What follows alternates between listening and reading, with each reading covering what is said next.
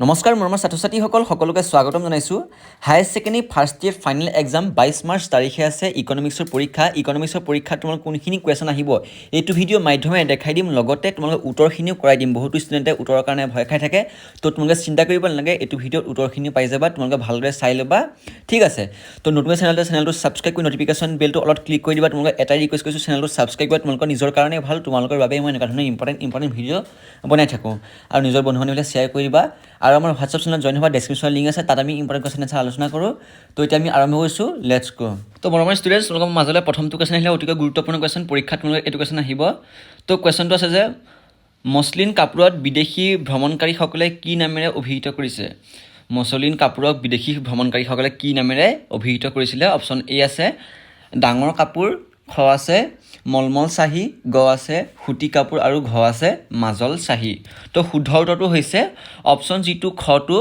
মলমল চাহীটো ইয়াৰ শুদ্ধ উত্তৰ ঠিক আছে ইংলিছ মিডিয়ামৰ ছাত্ৰ ছাত্ৰীসকলৰ যিহেতু এই যিখিনি MCQ সেইখিনিতো তোমালোকক ইংলিছত নক'লেই হ'ল MCQ যিহেতু এক নম্বৰীয়া কুৱেশ্যন তোমালোকে বুজি পাবাই তো তোমালোকে মই অসমীয়াত কৰিছোঁ তোমালোকে ভালদৰে চাবা তাৰপাছতে আহিলে মসলিনৰ কাপোৰ মূল কাৰ বাবে উপযুক্ত আছিলে ক আছে সাধাৰণ জনতাৰ বাবে খ আছে ৰাজ পৰিয়ালৰ লোকসকলৰ বাবে গ আছে কৃষকৰ বাবে আৰু ঘ আছে বিদ্যাৰ্থীসকলৰ বাবে তো শুদ্ধটো কি হ'ব শুদ্ধটো চাবা তোমালোকে অপশ্যন যিটো খ আছে ৰাজ পৰিয়ালৰ লোকসকলৰ বাবেতো ইয়াৰ শুদ্ধ উত্তৰ তো মৰমৰ ষ্টুডেণ্টছ MCQ কেইটা প্ৰথমতে চাই ল'বা MCQ তোমালোকৰ মই যিকেইটা দিম সেইকেইটাৰ ভিতৰত তোমালোকে কিমানটা শুদ্ধ কৰিব পাৰিলা তোমালোকে কমেণ্ট বক্সত জনাবা ঠিক আছে মই তোমালোকে কৈ গৈছোঁ স্পীডত তোমালোকে যদি থাকি গৈছে ভিডিঅ'টো ৰখাই লৈ তোমালোকে লিখি ল'বা নেক্সট কুৱেশ্যনটো আহিলে ঔপনিৱেশিক শাসনকালত কাৰ গণনাক তাৎপৰ্যপূৰ্ণ গণনা হিচাপে ধৰা হয় তো অপশ্যন ক আছে উইলিয়াম ড্ৰিগী খ আছে দাদাভাই নৰজী গ আছে RC দেশাই আৰু ঘ আছে ভি ৰাও তো শুদ্ধ উত্তৰ হৈছে অপশ্যন ঘ ভি ৰাওটো ইয়াৰ শুদ্ধ উত্তৰ অপশ্যন ঘ ইজ দ্য কি কাৰেক্ট এনচাৰ পাছৰ কুৱেশ্যনটো চাবা নেক্সট কুৱেশ্যনটো দেখাইছোঁ MCQ সোভিয়েট সমাজবাদত কি বস্তু ব্যক্তিগত নাছিলে ক আছে ৰাজহুৱা স্বাস্থ্য ব্যৱস্থা খ আছে শিক্ষাৰ সুবিধা গ আছে ব্যক্তিগত সম্পত্তি আৰু ঘ আছে আমোদ প্ৰমোদ তো শুদ্ধ তোমালোকে ক'বা জল্দি শুদ্ধ উত্তৰ হৈছে অপশ্যন গ ব্যক্তিগত সম্পত্তিটো ইয়াৰ শুদ্ধ উত্তৰ পাছৰ কুৱেশ্যনটোলৈ আহিছোঁ নেহেৰু আৰু আন চিন্তাবিদসকলে কোনটো দৃষ্টিভংগীৰ প্ৰতি সহানুভূতিশীল দেখাইছিল তোমালোকে এইটো কুৱেশ্যন লিখি ল'বা পৰীক্ষাত তোমালোকৰ এইটো কুৱেশ্যন আহিব নেহেৰু আৰু আন চিন্তাবিদসকলে কোনটো দৃষ্টিভংগীৰ প্ৰতি সহানুভূতিশীল দেখাইছিল তো ক আছে সমাজবাদী খ আছে সমান্তবাদী গ আছে পুঁজিবাদী ঘ আছে স্বেচ্ছাচাৰী তো শুদ্ধ উত্তৰ চাবা তোমালোকে অপশ্যন ক ইজ দ্য কাৰেক্ট এনচাৰ সমাজবাদীটো ইয়াৰ শুদ্ধ উত্তৰ মৰমৰ ষ্টুডেণ্টসকল তোমালোকে আমাৰ হোৱাটছআপ চেনেলত জইন হ'বা তাত আমি ইম্পৰ্টেণ্ট কুৱেশ্যন এনচাৰ তোমালোকক দি থাকিম আৰু লেটেষ্ট যিসমূহ আপডেট আহি থাকে তোমালোকে তাত পাই থাকিবা আৰু এটা কথা তোমালোকৰ মই আগৰ যিটো ভিডিঅ' দিছিলোঁ এটা পাৰ্ট 1ৰ ভিডিঅ' দিছিলোঁ তাত এখন কুৱেশ্যন পেপাৰ দেখাইছিলোঁ সেই কুৱেশ্যন পেপাৰখনত MCQ নাছিলে এক নম্বৰীয়া কুৱেশ্যন আছিলে সেই এক নম্বৰীয়া যিখিনি কুৱেশ্যন তোমালোকে MCQ হিচাপত ল'ব পাৰা বহুতে কৈ আছে MCQটো আহিব এবাৰ কিন্তু তুমিতো এক নম্বৰীয়া কুৱেশ্যন দিছা মই তোমালোকক কৈ দিছোঁ তোমালোকক মই ভিডিঅ'তে কোৱা আছিলে এই এক নম্বৰীয়া কুৱেশ্যনখিনি তোমালোকে MCQ হিচাপত ব্যৱহাৰ কৰিবা কিন্তু বহুতে এনেই কমেণ্ট কৰি থাকে কথাখিনি ভালকৈ নুশুনে তেওঁলোকে স্কিপ কৰি চাই যিহেতু ভিডিঅ'সমূহ তাৰ পাছৰ কুৱেশ্যনটো আহিলে সমাজবাদী সমাজত কোনে সামগ্ৰী উৎপাদনৰ সিদ্ধান্ত লয় ক আছে জনসাধাৰণে খ আছে চৰকাৰে গ আছে ব্যক্তিগত উদ্যোগপতি আৰু ঘ আছে ধনবাদী ব্যক্তিয়ে ঠিক আছে শুদ্ধ উত্তৰ হৈছে অপশ্যন খ চৰকাৰেটো ইয়াৰ শুদ্ধ উত্তৰ তোমালোকে যিটো পাৰ্ট 1 নম্বৰ ভিডিঅ' সেইটো তোমালোকে চাই ল'বা ডেছক্ৰিপশ্যনৰ লিংকটো দি থোৱা আছে তাত ইম্পৰ্টেণ্ট কুৱেশ্যন আছে তো তোমালোকে সেইখিনি চাবা আৰু এইটো ভিডিঅ'ৰ এইখিনি কুৱেশ্যন চাবা তাত কিন্তু এনচাৰখিনি দিয়া নাছিলোঁ এনচাৰখিনি তোমালোকক 3rd নম্বৰ যিটো পাৰ্ট হ'ব সেই 3rd নম্বৰ পাৰ্টটোত মই এনচাৰখিনি কৰাই দিম সেই কুৱেশ্যনখিনি ঠিক আছে তোমালোকে চেনেলটো ছাবস্ক্ৰাইব কৰি নটিফিকেশ্যন বেলটো অলপ ক্লিক কৰি থ'বা যাতে ভিডিঅ'টো দিয়াৰ লগে লগে পাই যোৱা যিহেতু পৰীক্ষা তোমালোক বেছি দিন নাই সেইকাৰণে পুটুককৈ তোমালোকে ভিডিঅ' দিয়াৰ লগে লগে যাতে প্ৰথমতে কৰি ল'ব পাৰা পাছৰ কুৱেশ্যনটো আহিলে সংকটৰ সমাধানৰ বাবে ভাৰতত কোন ধৰণৰ পদক্ষেপ গ্ৰহণ কৰা হৈছিল ক আছে উৎপাদন বৃদ্ধি খ আছে আমদানি হ্ৰাস গ আছে উদাৰীকৰণ আৰু ঘ আছে কৰ বৃদ্ধিৰ ব্যৱস্থা তো শুদ্ধ উত্তৰ তোমালোকে পটককৈ কৰি দিয়া কুৱেশ্যনটো চাই ল'বা শুদ্ধ উত্তৰ হৈছে অপশ্যন গ ইজ দ্য কাৰেক্ট এনচাৰ উদাৰীকৰণটো ইয়াৰ শুদ্ধ উত্তৰ নেক্সট কুৱেশ্যনটো আহিলে নেক্সট কুৱেশ্যনটো তোমালোকৰ অতিকৈ গুৰুত্বপূৰ্ণ কুৱেশ্যন সংকটৰ সময়ত ভাৰতৰ ৰপ্তানিৰ তুলনাত কিহৰ বৃদ্ধি হোৱা দেখা গৈছিল ক আছে বৈদেশিক বিনিময় খ আছে আমদানি গ আছে উৎপাদন আৰু ঘ আছে খৰচ শুদ্ধ উত্তৰটো কি হ'ব চাই ল'বা শুদ্ধ উত্তৰ অপশ্যন খ ইজ দ্য কাৰেক্ট এনচাৰ আমদানি ঠিক আছে, মই তোমালোকক অলপ টাইম দিওঁ, সেইকাৰণে তোমালোকে বহুতে ভাবিব পাৰা কি ইমান টাইম অপশ্যন এটা কৰিলে অলপ টাইম ৰৈ থাকা। মই তোমালোকে যিহেতু মই কৈছোঁৱেই তোমালোকে কিমানটা MCQ শুদ্ধ কৰিব পাৰিবা তোমালোকে কমেণ্ট বক্সত জনাবা, সেইকাৰণে তোমালোকক অলপ ভাবিবলৈ টাইম দিছিলোঁ। ঠিক আছে, পাছৰ কুৱেশ্যন দিলে কিমান চনত আৰম্ভ কৰা সংস্কাৰ নীতিসমূহ অধিক ব্যাপক আছিলে? ক আছে অপশ্যন 1991 চনত, খ আছে 1992 আৰু 1993 আৰু ঘ আছে 1994 চনত।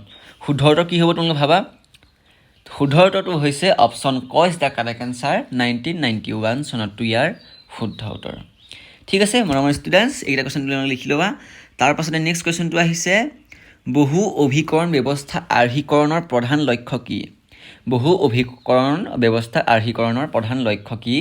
ক আছে অধিক জনসংখ্যা বৃদ্ধি, খ আছে কম সুদৰ হাৰত ঋণ বিতৰণ, গ আছে আঞ্চলিক বিকাশ আৰু ঘ আছে উন্নত বেংকিং সেৱা। তো কাৰেক্ট এনচাৰ কি হ'ব?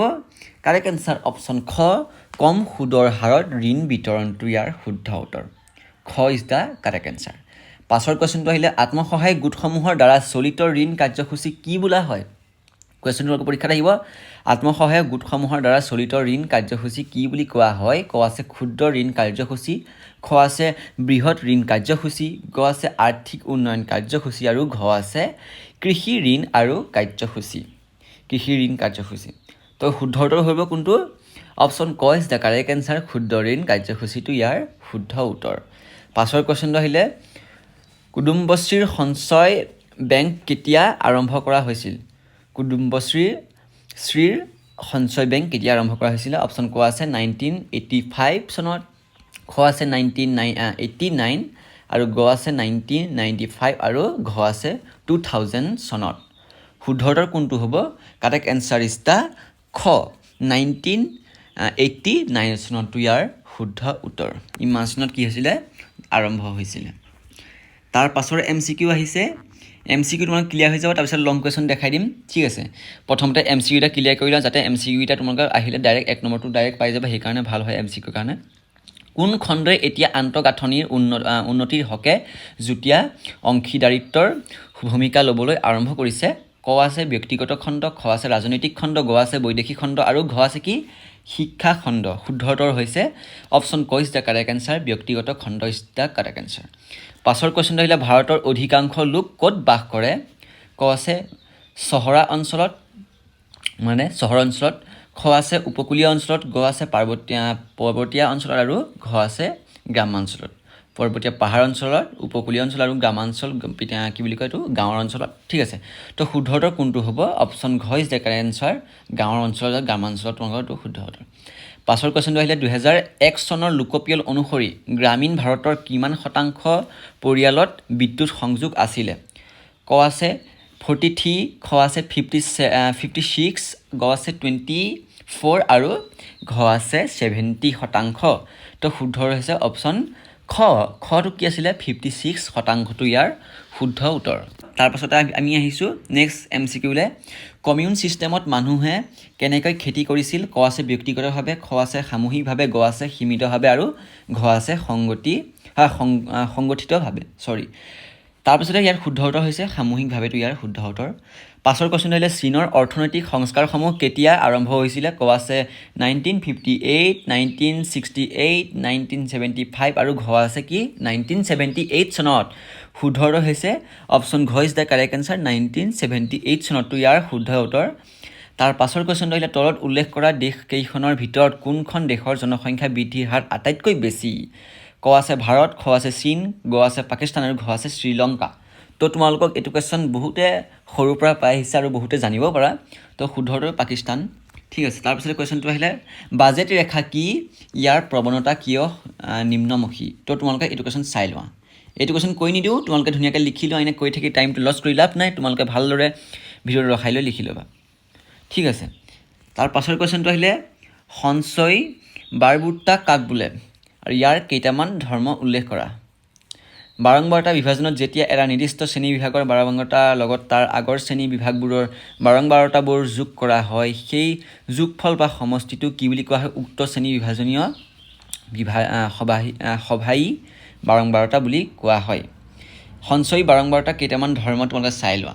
ধৰ্মকেইটা তোমালোকে চাই ল'বা প্ৰথমটো আছে প্ৰথম শ্ৰেণী বিভাগৰ সৰল বাৰংবাৰতা আৰু সঞ্চয়ী বাৰংবাৰতা একেই হয় 2 হৈছে শ্ৰেণী অন্তৰালবোৰৰ নিম্ন সীমাবোৰৰ ওপৰত ভিত্তি কৰি সঞ্চয়ী বাৰংবাৰতা উপস্থাপন কৰিব পাৰি আৰু 3 আছে সঞ্চয়ী বাৰংবাৰতা লেখ চিত্ৰত অগিফ বোলা হয় ঠিক আছে তাৰ পাছৰ কোৱেশ্চন আহিলে চমুটোকা এইকেইটা চমুটোকা তোমালোকে পৰীক্ষাৰ কাৰণে চাই যোৱা শ্ৰেণী বাৰংবাৰতা এইটো যে তোমালোকে বাৰংবাৰতা স্পেলিংটো ভুল হৈ আছে তোমালোকে শুদ্ধ কৰি ল'বা পেটটো কাটি দিবা শ্ৰেণী বাৰংবাৰতা তো শ্ৰেণী বাৰংবাৰতা মানে হৈছে কোনো এটা শ্ৰেণী অন্তৰালত যিমানটা তথ্য অন্তৰ্ভুক্ত হয় সেই সংখ্যাটোকে সেই শ্ৰেণী অন্তৰালৰ বাৰংবাৰতা বুলি কোৱা হয় বা শ্ৰেণী বাৰংবাৰতা বুলি কোৱা হয় এইটো হৈছে শ্ৰেণী বাৰংবাৰতা তাৰপিছত শ্ৰেণী সীমা প্ৰত্যেকটো শ্ৰেণীৰ দুটাকৈ সীমা থাকে এটা হৈছে নিম্ন সীমা আৰু আনটো হৈছে উচ্চ সীমা শ্ৰেণী এটাৰ সৰু সীমাটোক নিম্ন সীমা আৰু ডাঙৰ সীমাটোক কি বুলি কোৱা হয় উচ্চ সীমা বুলি কোৱা হয় গতিকে শ্ৰেণীৰ সীমা দুটাকৈ শ্ৰেণী সীমা কোৱা হয় তাৰপিছত আহিলে শ্ৰেণী অন্তৰাল শ্ৰেণীৰ উচ্চ সীমা আৰু নিম্ন সীমাৰ পাৰ্থক্যকে কি বুলি কোৱা হয় শ্ৰেণী অন্তৰাল বুলি কোৱা হয় তো তোমাৰ পাৰ্থক্যকেইটা হৈছে কি কি শ্ৰেণী অন্তৰাল শ্ৰেণী সীমা আৰু শ্ৰেণী বাৰংবাৰতা এইকেইটা তোমালোকে চমুটোকা চাই থোৱা আৰু আজি এইটো ভিডিঅ'ত তোমালোকক মই পাৰ্ট এ যোনখন কিতাপ আছে সেই পাৰ্ট এ কুৱেশ্যনখিনি আজি আলোচনা কৰিলোঁ নেক্সট তোমালোকে পাৰ্ট বি আলোচনা কৰিম তাৰপাছতে পাৰ্ট 3 যিটো ভিডিঅ' আছিলে সেইটো ভিডিঅ' দিম এনচাৰখিনি দিম তো তোমালোকে আমাৰ চেনেলটো ছাবস্ক্ৰাইব কৰি ন'টিফিকেশ্যন বেলটো অলপ ক্লিক কৰি থোৱা যাতে আমি ভিডিঅ'টো দিয়াৰ লগে লগে তোমালোকে পাই যোৱা আৰু নিজৰ বন্ধু বান্ধৱীলৈ যিমান পাৰা এইটো ভিডিঅ' শ্বেয়াৰ কৰা যাতে সকলোৱে ভালদৰে ইকনমিক্সত মাৰ্কছ লৈ উত্তীৰ্ণ হ'ব পাৰে তো মৰমৰ ষ্টুডেণ্টছ আজিলৈ ভিডিঅ'টো ইমানে যদি ভিডিঅ'টো ভাল লাগিলে নিশ্চয়কৈ ভিডিঅ' লাইক এটা কৰিবা আজিলৈ ইমানেই ধন্যবাদ জয় আই অসম